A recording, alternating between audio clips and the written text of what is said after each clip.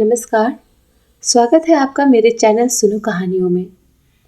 आज हम सुनेंगे शरत चंद्र चट्टोपाध्याय द्वारा लिखी एक बंगला कहानी जिसका हिंदी रूपांतरण किया गया है अनुपमा का प्रेम।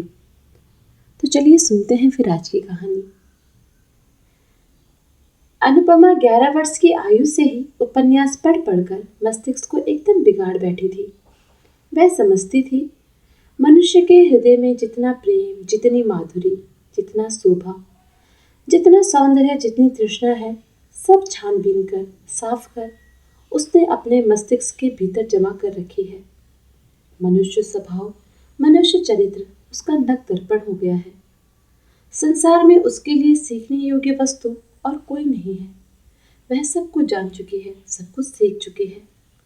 सतीत्व की ज्योति को वह जिस प्रकार से देखती है, प्रणय की महिमा को वह जिस प्रकार समझ सकती है, संसार में और कोई उस जैसा समझदार नहीं है। अनुपमा इस बात पर किसी तरह भी विश्वास नहीं कर पाती। अनुपमा ने सोचा, वह एक माधवी लता है जिसमें मंजरियां आ रही हैं। इस अवस्था में किसी शाखा की सहायता लिए बिना उसकी मंजरियां किसी भी तरह प्रफुल्लित होकर विकसित नहीं हो सकती।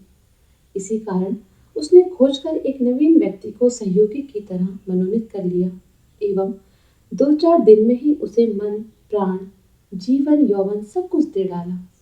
मन ही मन देने अथवा लेने का सबको समान अधिकार है, परंतु ग्रहण करने से पूर्व सहयोगी को भी बताने की आवश्यकता होती है। यही आकर माधवी लता कुछ विपत्ति में पड़ गई। नवीन निरोधकांत को वह किस तरह जताए कि वह उसकी माधवी लता है, विकसित होने के लिए खड़ी हुई है। उसे आसरा न देने पर इसी समय मंजरियों के पुष्पों के साथ वह पृथ्वी पर लौटती फूटती प्राण त्याग देगी। परंतु सहयोगी उसे जान नहीं सका। न जानने पर भी अनुपमा का प्रेम उत्तरोत्तर वृद्धि पाने लगा। अमृत में विष, सुख में दुख, प्रणय में विच्छेद चिर प्रसिद्ध है। 2-4 दिन में ही अनुपमा विरह व्याथा से जर्जर शरीर होकर मन ही मन बोली, स्वामी, तुम मुझे ग्रहण करो या ना करो, बदले में प्यार दो या ना दो, मैं तुम्हारी चिरदासी हूँ। प्राण चले जाए यह स्वीकार है, परंतु तुम्हें किसी भी प्रकार नहीं छोड़ूंगी। इस जन्म में ना पा सकूं तो अगले जन्म में अवश्य पाऊंगी। तब देखोगे सती साध्वी की सुप्त भुजाओं में कितना बल होता है। अनुपमा बड़े आदमी की लड़की है, घर से संलग्न बगीचा भी है, मनोरम सरोवर भी है, वहां चांद भी उगता दिखाई देता है, कमल भी खिलते हैं, कोयल भी गीत गाती है, भौरे भी गुंजराते हैं। यहाँ पर वह घूमती फिरती विरह व्यथा का अनुभव करने लगी। सिर के बाल खोलकर अलंकार उतार फेंके, शरीर में धूल मलकर प्रेम योगिनी बन कभी सरोवर के जल में अपना मुंह देखने लगी, कभी आंखों से आंसू बहाती हुई गुलाब के फूल चूमने लगी, कभी आंचल बिछाकर वृक्ष के नीचे सोती हुई हाय की हुतासन और दीर्घ सांस छोड़ने लगी। भोजन में रुचि नहीं रही, शयन की इच्छा नहीं, साज सज्जा से बड़ा वैराग्य हो गया। कहानी किस्सों की भांति विरक्ति हो आई। अनुपमा दिन प्रतिदिन सूखने लगी। देख सुनकर अनुपमा की माता को मन ही मन चिंता होने लगी। एक ही तो लड़की है, उसे भी यह क्या हो गया। पूछने पर वह जो कहती उसे कोई भी समझ नहीं पाता। होठों की बात होठों पे रह जाती। अनुपमा की माता फिर एक दिन जगबंधु बाबू से बोली, अजी, एक बार क्या ध्यान से नहीं देखोगे? तुम्हारी एक ही लड़की है, यह जैसे बिना इलाज के मरी जा रही है। जगबंधु बाबू चकित होकर बोले, क्या हुआ उसे?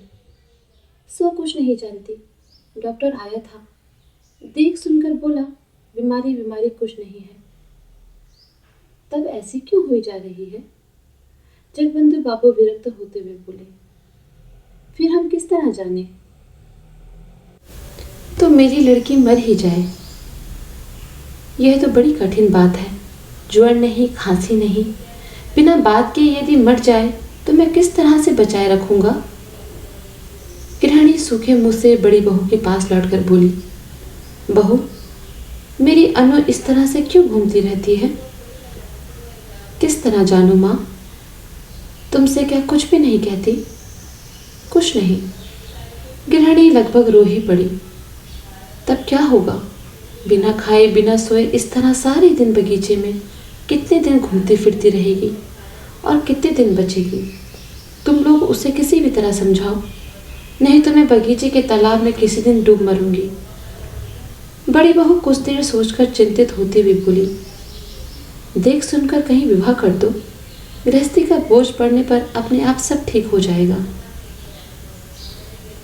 ठीक बात है, तो आज यह बात मैं पति को बताऊंगी। पति यह बात सुनकर थोड़ा हंसते हुए बोले, कल ही काल है, कल कर दो। ब्याह करके ही देखो, यदि ठीक हो जाए। दूसरे दिन घटक आया। अनुपमा बड़े आदमियों की लड़की है, उस पर वह सुंदरी भी है। वर के लिए चिंता नहीं करनी पड़ी। एक सप्ताह के भीतर ही घटक महाराज ने वर निश्चित करके जगबंधु बाबू को समाचार दिया। पति ने यह बात पत्नी को बताई, पत्नी ने बड़ी बहू को बताई। क्रमशः अनुपमा ने भी सुनी। दो एक दिन बाद एक दिन दोपहर के समय सब मिलकर अनुपमा के विवाह की बातें कर रहे थे। इसी समय वह खुले बाल, अस्त व्यस्त वस्त्र किए, एक सूखे गुलाब के फूल को हाथ में लिए चित्र की भांति आ खड़ी हुई। अनु की माता कन्या को देखकर तनिक हंसती हुई बोली, ब्याह हो जाने पर यह सब कहीं अन्यत्र चला जाएगा। दो एक लड़का लड़की होने पर तो कोई बात ही नहीं। अनुपमा चित्र लिखित की भांति सब बातें सुनने लगी। बहू ने फिर कहा, माँ, नंद रानी के विवाह का दिन कब निश्चित हुआ है? दिन अभी कोई निश्चित नहीं हुआ। नंदोई जी क्या पढ़ रहे हैं? इस बार बीए की परीक्षा देंगे। तब तो बहुत अच्छा वर है। इसके बाद थोड़ा हंसकर मजाक करती हुई बोली, परंतु देखने में खूब अच्छा ना हुआ तो हमारी ननद जी को पसंद नहीं आएगा। क्यों पसंद नहीं आएगा? मेरा जमाई तो देखने में खूब अच्छा है। इस बार अनुपमा ने कुछ गर्दन घुमाई, थोड़ा सा हिलकर पाँव के नख से मिट्टी खोदने की भांति लंगड़ाती लंगड़ाती बोली, विवाह मैं नहीं करूंगी। माँ ने अच्छी तरह न सुन पाने के कारण पूछा, क्या है बेटी? बड़ी बहू ने अनुपमा की बात सुन ली थी। वह खूब जोर से हंसते हुए बोली, नंदन जी कहती हैं वे कभी विवाह नहीं करेंगी। विवाह नहीं करेगी? नहीं। ना करे? अनु की माता मुंह बनाकर कुछ हंसती हुई चली गई। गृहिणी के चले जाने पर बड़ी बहू बोली, तुम विवाह नहीं करोगी? अनुपमा पूर्ववत गंभीर मुंह किए बोली, किसी प्रकार भी नहीं। क्यों? चाहे जिसे हाथ पकड़ा देने का नाम ही विवाह नहीं है। मन का मिलन ना होने पर विवाह करना भूल है। सुनकर बड़ी बहू थोड़ा चकित होकर अनुपमा के मुंह की ओर देखती हुई बोली, हाथ पकड़ा देना क्या बात होती है? पकड़ा नहीं देंगी तो क्या लड़कियां स्वयं ही देख सुनकर पसंद करने के बाद विवाह करेंगी? अवश्य। तब तो तुम्हारे मत के अनुसार मेरा विवाह भी एक तरीके की भूल हो गया। विवाह से पहले तो तुम्हारे भाई का मैंने नाम तक नहीं सुना था। सभी क्या तुम्हारे ही भांति हैं? बहू एक बार फिर हंसकर बोली, तब क्या तुम्हारे मन का कोई आदमी मिल गया है? अनुपमा बड़ी बहू के हाथ से विद्रुप से चिढ़कर अपने मुंह को चौगुना गंभीर करती हुई बोली, भाभी, भाभी, मजाक क्यों कर रही हो? क्या यह मजाक का समय है? क्यों, क्या हो गया? क्या हो गया? तो सुनो। अनुपमा को लगा उसके सामने ही उसके पति का वध किया जा रहा है। अचानक कातलू खां के किले में वध के मंच के सामने खड़े हुए विमला और वीरेंद्र सिंह का दृश्य उसके मन में जाग उठा। अनुपमा ने सोचा, वे लोग जैसा कर सकते हैं वैसा क्या वह नहीं कर सकती? सती स्त्री संसार में किसका भय करती है? देखते देखते उसकी आंखें अनैसर्गिक प्रभा से तप तप करके जल उठी। देखते देखते उसने आंचल को कमर में लपेटकर कमर बंद की तरह बांध लिया। यह दृश्य देखकर बहुत 3 हाथ पीछे हट गई। क्षण भर में अनुपमा बगल वाले पलंग के पाए को जकड़कर आंखें ऊपर उठाकर चित्कार करते हुए कहने लगी, प्रभु, स्वामी, प्राणनाथ, संसार के सामने आज मैं मुक्त कंठ से चित्कार करती हूँ, तुम ही मेरे प्राणनाथ हो। प्रभु, तुम मेरे हो, मैं तुम्हारी हूँ। ये खाड़ के पाए नहीं, ये तुम्हारे दोनों चरण हैं। मैंने धर्म को साक्षी मानकर तुम्हें पति रूप में वरण किया है। इस समय भी तुम्हारे चरणों को स्पर्श करती हुई मैं कह रही हूँ, इन संसार में तुम्हें छोड़कर अन्य कोई भी पुरुष मुझे स्पर्श नहीं कर सकता। किसमें शक्ति है कि प्राण रहते हमें अलग कर सके? अरे माँ जगजननी! बड़ी बहू चित्कार करती हुई बाहर आ गई। अरे देखते हो नजर रानी कैसा ढंग अपना रही है। देखते देखते गृहिणी भी दौड़ी आई। बहुरानी का चित्कार बाहर तक जा पहुंचा था। क्या हुआ, क्या हुआ, क्या हो गया? कहते हुए गृह स्वामी और उनके पुत्र चंद्र बाबू भी दौड़े आए। गृह स्वामी, गृहिणी, पुत्र, पुत्र वधू और दासियों से क्षण भर में घर में भीड़ हो गई। अनुपमा मूर्छित होकर खाट के समीप पड़ी हुई थी। गृहिणी रो उठी, मेरी अनु को क्या हो गया? डॉक्टर को बुलाओ, पानी लाओ, हवा करो इत्यादि। इस चित्कार से आधे पड़ोसी घर में जमा हो गए। बहुत देर आंखें खोलकर अनुपमा धीरे धीरे बोली, मैं कहाँ हूँ? उसकी माँ उसके पास मुंह लाती हुई स्नेहपूर्वक बोली, कैसी हो बेटी? तुम मेरी गोद में लेटी हो। अनुपमा दीर्घ निश्वास छोड़ती हुई धीरे धीरे बोली, ओह, तुम्हारी गोद में? मैं समझ रही थी कहीं अन्यत्र स्वप्न नाट्य में उनके साथ बही जा रही थी। पीड़ा विगलित अश्रु उसके कपोलों पर बहने लगे। माता उन्हें पोंछती हुई कतार स्वर में बोली, क्यों रो रही हो बेटी? अनुपमा दीर्घ निश्वास छोड़कर चुप रह गई। बड़ी बहू चंद्रबाबू को एक बार बुलाकर बोली, सबको जाने को कह दो, ननद रानी ठीक हो गई है। धीरे धीरे सब लोग चले गए। रात को बहू अनुपमा के पास बैठकर बोली, ननद रानी, किसके साथ विवाह होने पर तुम सुखी होगी? अनुपमा बोली, सुख दुख मुझे कुछ नहीं है, वही मेरे स्वामी है। सो तो है, मैं समझती हूँ, परंतु वह है कौन? सुरेश, मेरे सुरेश। सुरेश रखाल, मजुमदार के लड़के? हाँ, वे ही। रात में ही गृहिणी ने यह बात सुनी। दूसरे दिन सवेरे ही मजुमदार के घर जा उपस्थित हुई। बहुत सी बातों के बाद सुरेश की माता से बोली, अपने लड़के के साथ मेरी लड़की का विवाह कर लो। सुरेश की माता हंसती हुई बोली, बुरा क्या है?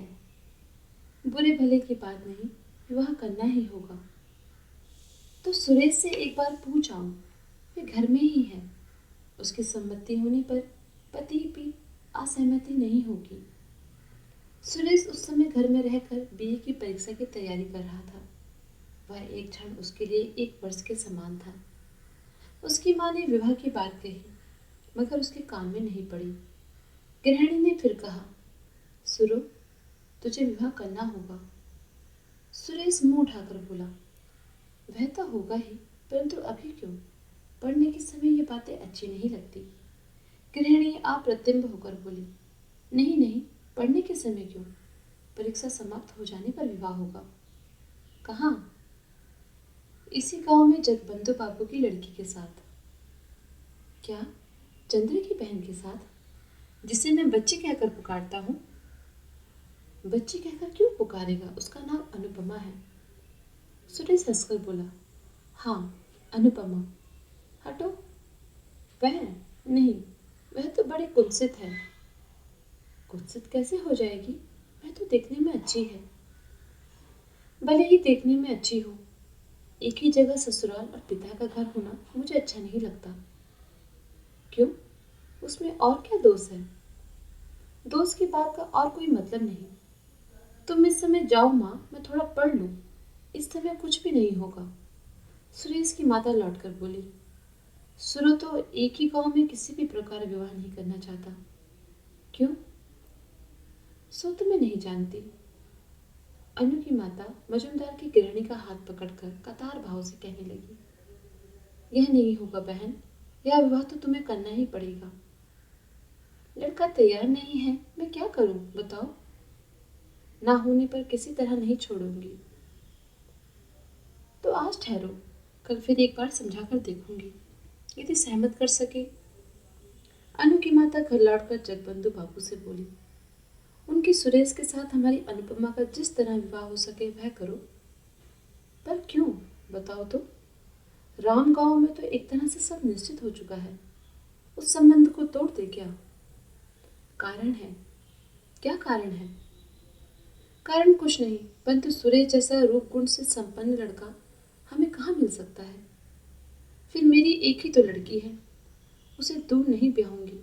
सुरेश के साथ ब्याह होने पर जब चाहूंगी तब उसे देख सकूंगी। अच्छा प्रयत्न करूंगा। प्रयत्न नहीं, निश्चित रूप से करना होगा। पति नत का हिलना डुलना देखकर हंस पड़े, बोले, यही होगा जी। संध्या के समय गृह स्वामी ने मजुमदार के घर से लौटकर गृहिणी से कहा, वहां विवाह नहीं होगा। मैं क्या करूं बताओ? उनके तैयार ना होने पर मैं जबरदस्ती तो उन लोगों के घर में लड़की को नहीं फेंक आऊंगा। करेंगे क्यों नहीं? एक ही गांव में विवाह करने का उनका विचार नहीं है। गृहिणी अपने मस्तिष्क पर हाथ मारते हुए बोली, मेरे ही भाग्य का दोष है। दूसरे दिन वह फिर सुरेश की माँ के पास जाकर बोली, दीदी विवाह कर लो, मेरी भी इच्छा है, परंतु लड़का किस तरह तैयार हो? मैं छिपाकर सुरेश को और भी 5,000 रुपये दे दूंगी। रुपयों का लोभ बड़ा प्रबल होता है। सुरेश की माँ ने यह बात सुरेश के पिता को बताई।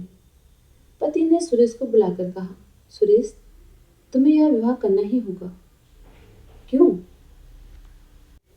क्यों? फिर क्यों?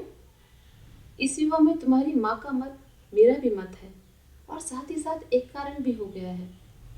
सुरेश से नीचे किए हुए बोला, यह पढ़ने लिखने का समय है, परीक्षा की हानि होगी। उसे मैं जानता हूँ बेटा, पढ़ाई लिखाई की हानि करने के लिए तुमसे नहीं कह रहा हूँ। परीक्षा समाप्त हो जाने पर विवाह करो। जो आ गया। अनुपमा की माता के आनंद की सीमा न रही। फौरन यह बात उन्होंने पति से कही। मन के आनंद के कारण दास दासी सभी को यह बात बताई। बड़ी बहू ने अनुपमा को बुलाकर कहा, यह लो, तुम्हारे मनचाहे वर को पकड़ लिया है। अनुपमा लज्जापूर्वक थोड़ा हंसती हुई बोली, यह तो मैं जानती थी। किस तरह जानती थी? चिट्ठी पत्री चलती थी क्या? प्रेम अंतर्यामी होता है। हमारी चिट्ठी पत्री हृदय में चला करती थी। ओहो, धन्य हो तुम जैसी लड़की। अनुपमा के चले जाने पर बड़ी बहू ने धीरे धीरे मानो अपने आप से कहा, देख सुनकर शरीर जलने लगता है। मैं 3 बच्चों की माँ हूँ और यह आज मुझे प्रेम सिखाने आई है। धन्यवाद। तो ये थी आज की कहानी अनुपमा का प्रेम। शेष कहानी किसी और दिन। आप लोगों से एक अनुरोध है, कृपया मेरे चैनल को सब्सक्राइब कीजिए और जो कहानी आपको अच्छी लगती है मुझे कमेंट बॉक्स में ज़रूर बताएं।